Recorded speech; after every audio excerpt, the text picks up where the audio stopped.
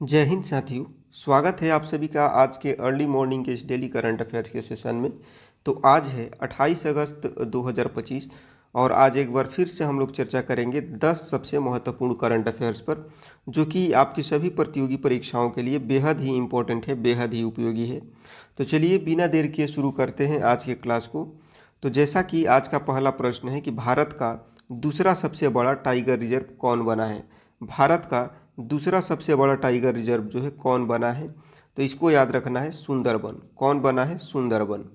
देखिए अगस्त 2025 में जो है पश्चिम बंगाल के सुंदरबन टाइगर रिजर्व को जो है भारत का दूसरा सबसे बड़ा टाइगर रिजर्व घोषित किया गया है। यह फैसला राष्ट्रीय वन्य जीव बोर्ड की स्थायी समिति ने लिया, जिसने इसके क्षेत्र को बढ़ाने के प्रस्ताव को मंजूरी दी।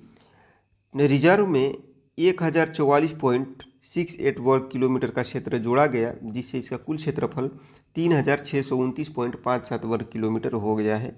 भारत का सबसे बड़ा टाइगर रिजर्व जो है आंध्र प्रदेश का नागार्जुन सागर श्रीशैलम टाइगर रिजर्व है, जिसका क्षेत्रफल जो है 3727.82 वर्ग किलोमीटर है। इस विस्तार से बाघों को रहने के लिए एक बड़ा और सुरक्षित इलाका मिलेगा, जिससे उनके संरक्षण में और मदद मिलेगी। भारत में कुल 58 टाइगर रिजर्व है। अगला प्रश्न है कि हाल ही में भारतीय नौसेना ने आईएनएस उदयगिरी और आईएनएस हिमगिरी को कहाँ कमीशन किया है। हाल ही में भारतीय नौसेना ने आईएनएस उदयगिरी और आईएनएस हिमगिरी को जो है कहाँ कमीशन किया है, तो इसको याद रखना है विशाखापट्टनम में। कहाँ पर? विशाखापट्टनम में।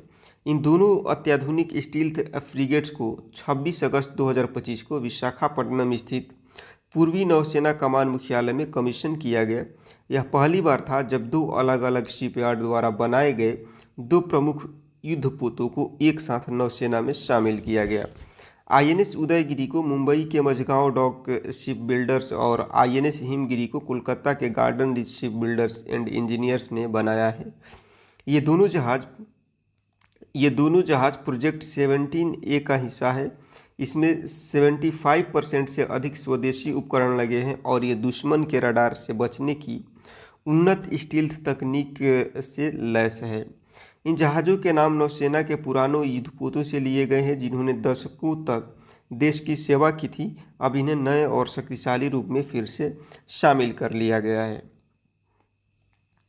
अगला प्रश्न है कि किस देश ने दुनिया का पहला पूरी तरह से एआई द्वारा संचालित बैंक राइट बैंक लॉन्च किया है। किस देश ने दुनिया का पहला पूरी तरह से एआई के द्वारा संचालित बैंक राइट बैंक जो है लॉन्च किया है, तो इसको याद रखिएगा मलेशिया ने। किसने? मलेशिया ने। देखिए मलेशिया जो है इसने दुनिया का पहला एआई संचालित बैंक राइट बैंक लॉन्च करके इतिहास रचा है। इसे मलेशिया के वाईटीएल ग्रुप और सी लिमिटेड ने मिलकर बनाया है। यह पूरी तरह से मलेशियाई लोगों के लिए बनाया गया बैंक है। बैंक के केंद्र में राइट एआई है, जो कि मलेशिया के पहले स्वदेशी बड़े भाषा मॉडल आईएलएमयू पर जो है कार्य करता है। यह बैंक स्थानीय भाषाओं जैसे कि भाषा मलेशिया और अंग्रेजी में काम करता है और जल्द ही मंदारिन भाषा भी उपलब्ध होगी। इसका मकसद हर मलेशियाई को उसकी अपनी भाषा में बैंकिंग सुविधा देना है। ग्राहक सामान्य बातचीत के जरिए बिल भुगतान, फंड ट्रांसफ़र और खर्चों पर नज़र रखने जैसे काम कर सकते हैं। यह ऐप जॉम पे के जरिए 20,000 से ज़्यादा बिलर्स के बिल भी चुका सकता है। अगले प्रश्न की बात करते हैं तो हाल ही में महिला समानता दिवस जो है कब मनाया गया है।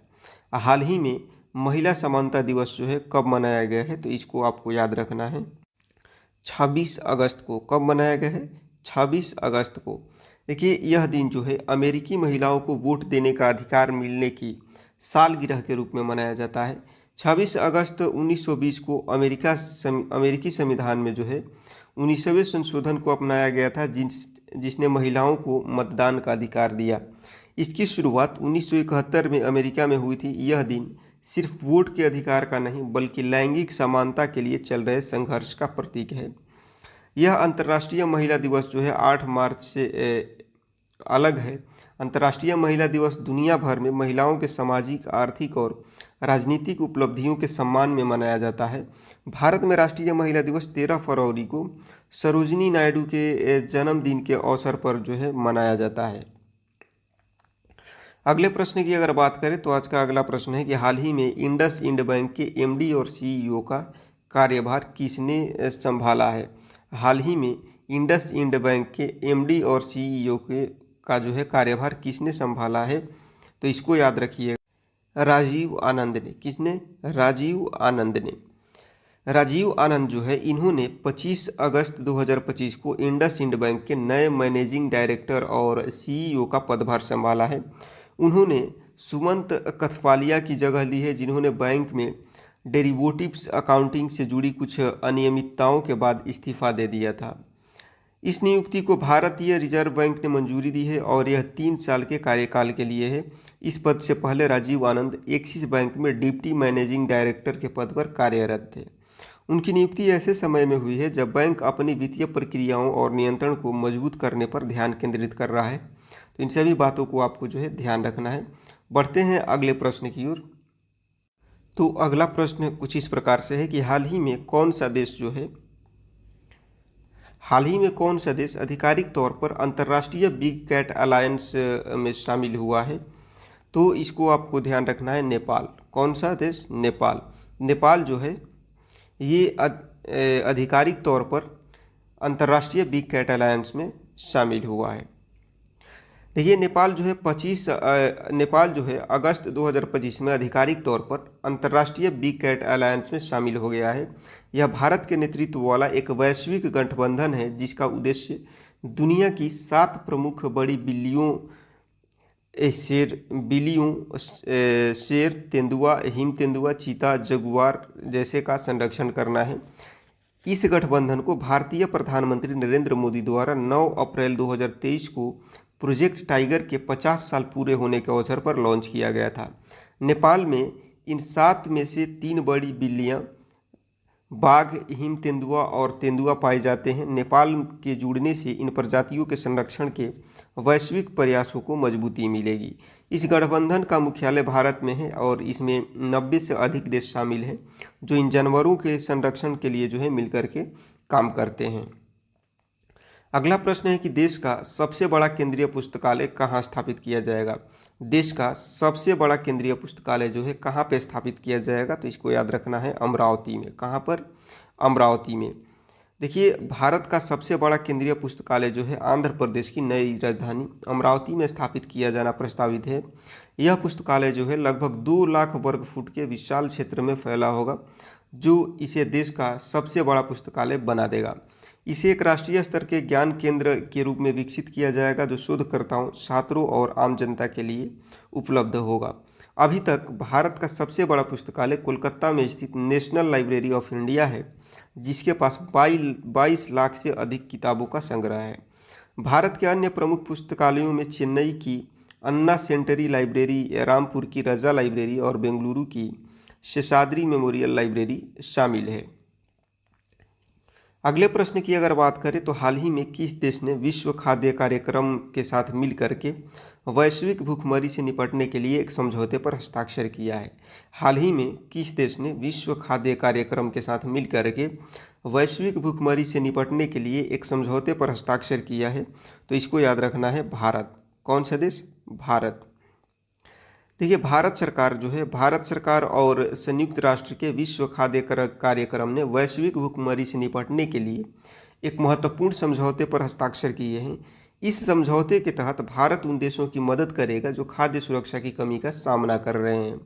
भारत WFP के माध्यम से ज़रूरतमंद देशों को फोर्टिफाइड चावल की आपूर्ति करेगा ताकि कुपोषण से जो है लड़ा जा सके। यह समझौता भारत की वसुधैव कुटुंबकम की भावना को दर्शाता है और वैश्विक खाद्य संकट को जो है दूर करने में भारत की भूमिका को मजबूत करता है। विश्व खाद्य कार्यक्रम दुनिया का सबसे बड़ा मानवीय संगठन है जो संघर्ष और आपदाओं से प्रभावित लोगों को भोजन सहायता प्रदान करता है और भूखमरी से लड़ता है। आज का अगला प्रश्न है कि हाल ही में जारी IMD स्मार्ट सिटी इंडेक्स में कौन सा शहर शीर्ष पर रहा। हाल ही में जारी IMD स्मार्ट सिटी इंडेक्स 2025 में कौन सा शहर जो है शीर्ष पर रहा? तो इसको याद रखना है ज्यूरिख। कौन सा शहर? ज्यूरिख। देखिए स्विट्जरलैंड के ज्यूरिख शहर ने लगातार 2025 में भी दुनिया के सबसे स्मार्ट शहर का खिताब बरकरार रखा है। यह index international institute for management development द्वारा जारी किया जाता है, जो यह बताता है कि शहर अपने नागरिकों के जीवन को बेहतर बनाने के लिए टेक्नोलॉजी का उपयोग कर रहे हैं। इस सूची में ज्यूरिख के बाद दूसरे स्थान पर नॉर्वे का ओस्लो और तीसरे स्थान पर स्विट्जरलैंड का ही जिनेवा शहर है। इस रैंकिंग में कोई भी भारतीय शहर टॉप 100 में जगह नहीं बना पाया है। भारत में दिल्ली 104वें स्थान के साथ सर्वोच्च रैंक पर है, जिसके बाद मुंबई और हैदराबाद का स्थान है। शहरों का मूल्यांकन 5 प्रमुख मापदंडों पर किया जाता है: स्वास्थ्य और सुरक्षा, गतिशीलता, गतिविधियां, अवसर और शासन के आधार पर। अगले प्रश्न की बात करते हैं तो आज का अगला प्रश्न है कि कौन सा देश जो है 5 से 27 सितंबर 2025 तक अपने पहले कला एवं सांस्कृतिक महोत्सव की मेज़बानी करेगा? कौन सा देश 5 से 27 सितंबर 2025 तक अपने पहले कला एवं सांस्कृतिक महोत्सव की मेज़बानी करेगा? तो इसको आपको याद रखना है नेपाल। कौन सा देश? नेपाल। देखिए नेपाल जो है 5 से 27 सितंबर 2025 तक अपने पहले कला एवं सांस्कृतिक महोत्सव की मेज़बानी करने जा रहा है। यह 22 दिवसीय महोत्सव काठमांडू घाटी के 5 ऐतिहासिक शहरों काठमांडू, भक्तपुर, ललितपुर, कीर्तिपुर और हाडी गांव में जो है आयोजित किया जाएगा। इसका मुख्य लक्ष्य जो है नेपाल की समृद्ध कला, संस्कृति, भोजन और विरासत को दुनिया के सामने प्रस्तुत करना है, ताकि देश की पहचान सिर्फ पहाड़ों और साहसिक पर्यटन तक जो है सीमित न रहे। इस महोत्सव का आयोजन Nepal tourism board, Nepal art council और होटल एसोसिएशन नेपाल मिलकर के कर रहे हैं। महोत्सव को नेपाल के सबसे महत्वपूर्ण त्योहारों में से एक इंद्र यात्रा के साथ आयोजित किया जा रहा है, ताकि स्थानीय और अंतर्राष्ट्रीय दोनों तरह के पर्यटकों को आकर्षित किया जा सके। इसमें 40 से अधिक कार्यक्रम होंगे, जैसे संस्कृति की प्रदर्शन, पारंपरिक भोजन मेले, कला प्रदर्शनियाँ और विरासत की सैर। तो ये थे आज के करंट अफेयर्स और उससे रिलेटेड MCQs। तो क्लास आपको कैसा लगा कमेंट सेक्शन में मेंशन ज़रूर करिएगा। मैं उम्मीद करता हूँ कि आपको सारे प्रश्न जो है बहुत अच्छे तरीके से याद हो गए होंगे और सारे आर्टिकल्स जो मैंने आपको समझाए वो सारी चीज़ें आप बहुत अच्छे तरीके से समझ गए होंगे। तो क्लास अगर आपको हेल्पफुल लगा हो तो अपने दोस्तों को शेयर करिएगा, ताकि वो भी इसका फ़ायदा जो है उठा सके। और यदि आप हमारे चैनल पर नए हैं, आपको लगता है कि हम आपकी प्रतियोगी परीक्षा की तैयारी को और बेहतर बना सकते हैं, तो चैनल को सब्सक्राइब करना ना भूलें। मिलते हैं आपसे नेक्स्ट क्लास में, तब तक के लिए सबको जय हिंद।